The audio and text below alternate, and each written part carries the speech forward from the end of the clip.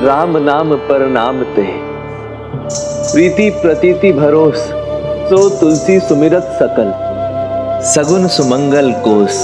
ये तुलसीदास तो अत्यंत साधारण था, परंतु राम नाम से अलंकृत होकर राम नाम की महिमा स्वीकार कर और श्री राम नाम के सुमिरन से ये साधारण तुलसीदास भी सद्गुणों और सुमंगल का संग्रह बन गए।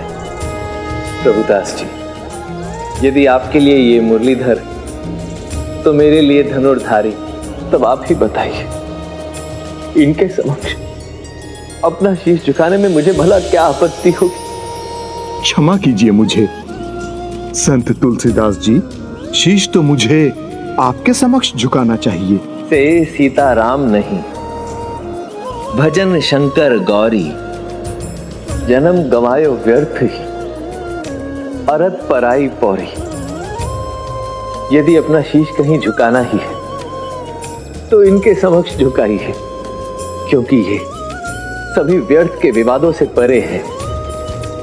यही प्रभु श्री राम है और यही प्रभु श्री कृष्ण भी। यदि ये सत्य है हे संत महाराज, तो जिस प्रकार आपने श्री राम के महिमा मंडन में अनेकों कविताएं रची हैं, उसी प्रकार प्रभु श्री कृष्ण की प्रशंसा में भी कुछ शब्द अवश्य रचिए। हे कवि श्रेष्ठ, श्री कृष्ण के अद्भुत रूप का वर्णन गुनगुनाकर करने की कृपा कीजिए, जिससे हम सभी कृष्ण है। इस प्रकार संत तुलसीदास जी ने वृंदावन में भी सभी के सामने इस सत्य को उजागर किया कि प्रभु श्री राम और प्रभु श्री कृष्ण एक ही तत्व के दो स्वरूप हैं, दोनों एक ही हैं।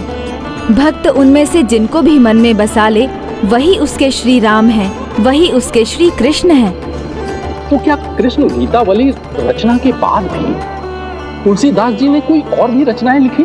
महाकवि संत गोस्वामी तुलसीदास जी की लेखनी और उनकी रचनात्मकता का प्रवाह तो निरंतर बहता रहा। वो ऐसे ही प्रभु की प्रशंसा में लिखते रहे और प्रभु श्री राम का प्रचार भी करते रहे। जय बोलो श्री राम लखन जान की, जय बोलो श्री राम भक्त हनुमान की, जय बोलो श्री राम भक्त हनुमान की, जय वृंदावन बिहारी लाल की, प्रेम से बोलो राधे राधे राधे राधे राधे। संत तुलसीदास जी, काशी लौटने की सारी तैयारी हो चुकी। तुलसीदास जी, हम वृंदावन वासियों का सौभाग्य है कि आप यहाँ पे पधारे और आपके मुख से रामचरितमानस के पाठ सुनने का अवसर मिला। किंतु यहाँ अभी भी ऐसे श्रद्धालु हैं जो राम कथा सुनने के आकांक्षी हैं। आपके अभी प्रस्थान करने से वो तो इस सुख से वंचित रह जाएंगे। किंतु मैं समझ सकता हूँ, पुस्तक भी एक ही है और आप भी एक ही हैं, इसीलिए आप सभी स्थानों पर तो नहीं रह सकते, ये असंभव है। परंतु जिस प्रकार प्रभु श्री राम हर जगह उपस्थित हो सकते हैं, उसी प्रकार प्रभु की ये गाथा सुनाने वाली पुस्तक भी तो हर जगह उपस्थित हो सकती है। आप सब ऐसे अचंभित क्यों हैं? मैं मानता हूं कि इस समय श्री रामचरितमानस का वक्ता एक है, पुस्तक भी एक ही है, परंतु श्री रामचरितमानस के ज्ञाता तो अनेक हैं। आपके श्रीमुख से राम कथा बार बार सुन के रामचरितमानस हमें कंठस्थ हो गई है। ये तो बड़ी अच्छी बात। ज्ञानदत्त, स्मरण है आपको, मैंने आपसे कहा था कि कलयुग के इस समाज में सत्य और धर्म की स्थापना के लिए आप जैसे ज्ञानियों की आवश्यकता होगी। श्री रामचरितमानस के प्रचार एवं प्रसार से आप समाज में वो सहयोग दे सकते हैं जो आप जैसे ज्ञानी को देना चाहिए। मेरे विचार से हम सबको एक साथ एक ही स्थान पर वापस नहीं लौटना चाहिए, अपितु जम्बू द्वीप में भिन्न भिन्न स्थानों पर फैल जाना चाहिए और प्रभु श्री राम की इस गाथा का प्रचार प्रसार करना चाहिए। जय श्री राम। फिर उनके सभी सहयोगी राम कथा के प्रचार के लिए भिन्न दिशाओं में चले गए। तुलसीदास जी ने काशी के लिए प्रस्थान किया और वहां 80 घाट पर निवास करने लगे। वहां निरंतर राम कथा का पाठ करने के साथ काशी में ही उनकी निगरानी में पहली बार रामलीला का आयोजन हुआ, जिससे राम कथा का प्रभाव और बढ़ा एवं कलयुग का अंधकार मर्यादा पुरुषोत्तम प्रभु श्री राम के तेज के आगे कम होने लगा। फिर उन्हीं की कृपा से संत तुलसीदास जी ने अनेकों पथ भ्रष्ट लोगों को सुधारा, उन्हें धर्म पथ पर लेकर आए, जिनमें से कुछ तो ऐसे भी थे जो बचपन से ही कलयुग के विकारों से ग्रस्त थे। जय श्री राम, जय श्री राम। रुको, तुम हमारे इलाके में क्या कर रहे हो?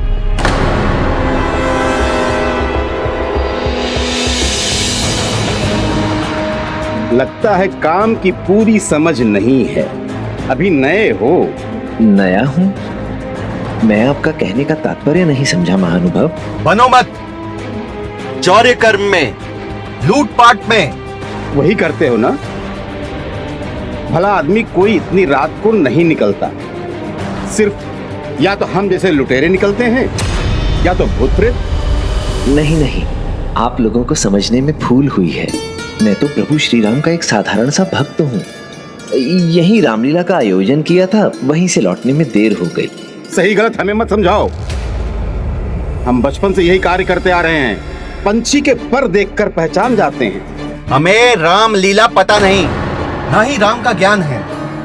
हमें तो बस अपने काम का ज्ञान है। हम में और तुम में यही एक अंतर है। हम जो करते हैं वैसा दिखते हैं, पर तुम नहीं। तुम सन्यासी का चोला पहनकर लोगों को लूटते हो। पर काम के कच्चे हो, इसलिए हमारे इलाके में आ गए। अब तुम्हारे पास सिर्फ दो ही रास्ते हैं, या तो हम तुम्हें इस नगर के सबसे गहरे कुएं में फेंक दें, या तुम भी हमारे काम में हमारी सहायता करो। ये जो कोठी दिख रही है ना, वहां का सेठ बहुत बड़ा है। आज हम उसे ही लूटने वाले हैं। किंतु अब तुम पीछे नहीं हट सकते। ये तुम क्या कर रहे हो? हथियार दिखाकर उसे फिर टोली में शामिल करोगे?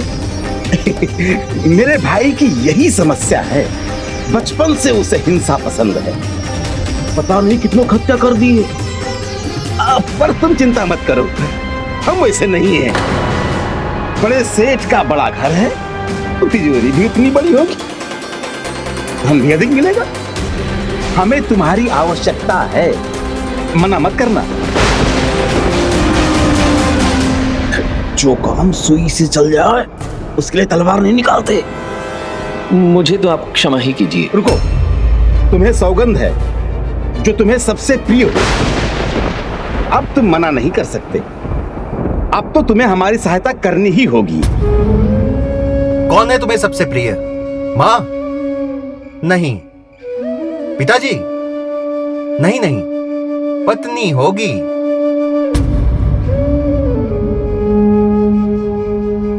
इस वैरागी संत को अपने प्रभु श्री राम से प्रिय कोई नहीं। अरे कोई भी प्रिय हो, हमें क्या। बस सौगंध मत तोड़ना। जो भी तुम्हें प्रिय है उसका मान रखना, हमारी मदद करना।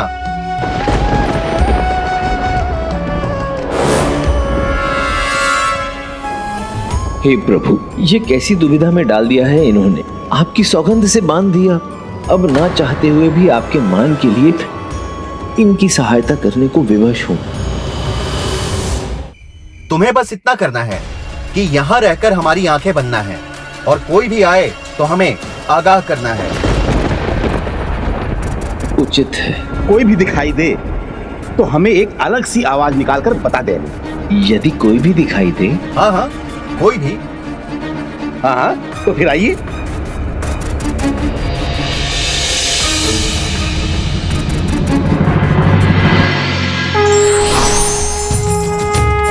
जय श्री राम, जय श्री राम,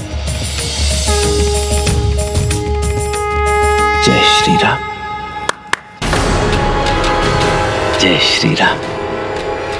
कौन है? कहाँ है? किसी ने हमें देखा तो नहीं? हाँ, वो वहां।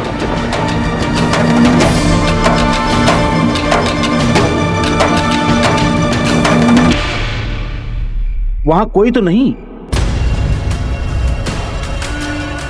क्या बकवास कर रहे हो? वहाँ कोई राम वाम नहीं है। आगे से ध्यान रखना।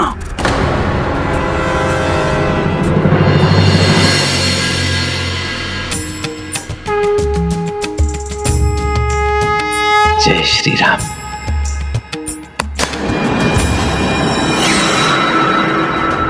क्या हुआ? किसी ने हमें देखा तो नहीं?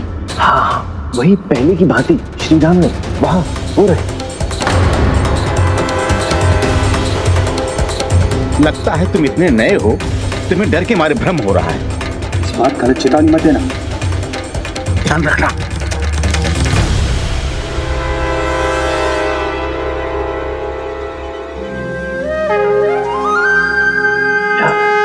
जय श्री राम, जय श्री राम, जय श्री राम।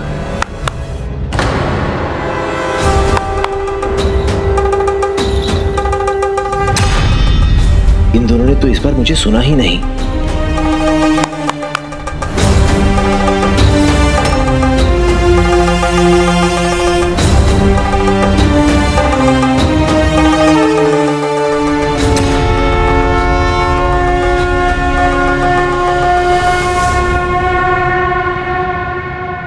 हमें सावधान करने के लिए कहा था, पूरे इलाके को नहीं।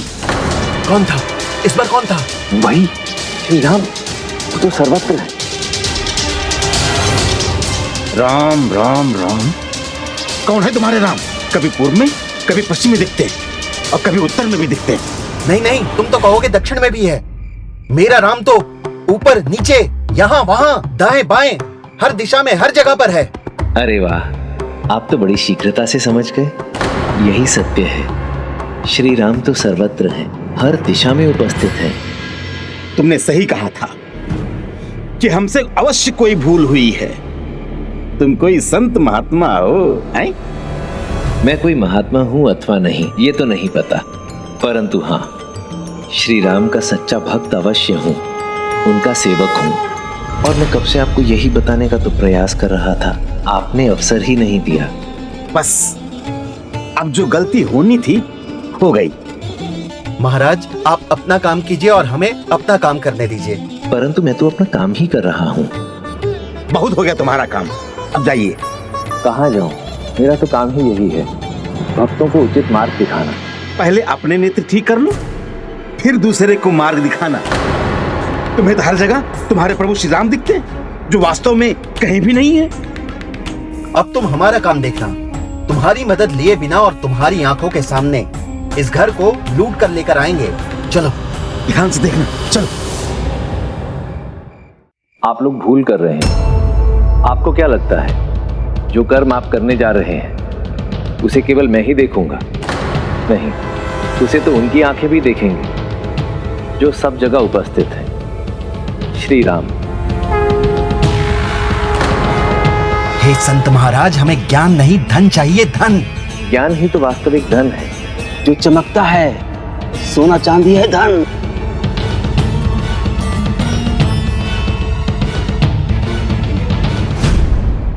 आप पुनः भूल कर रहे हैं। स्वर्ण और चांदी तो केवल तभी चमकते हैं जब उन पर प्रकाश की किरणें पड़ती हैं, परंतु ज्ञान तो अंधकार में भी चमकता है, तेज बनकर।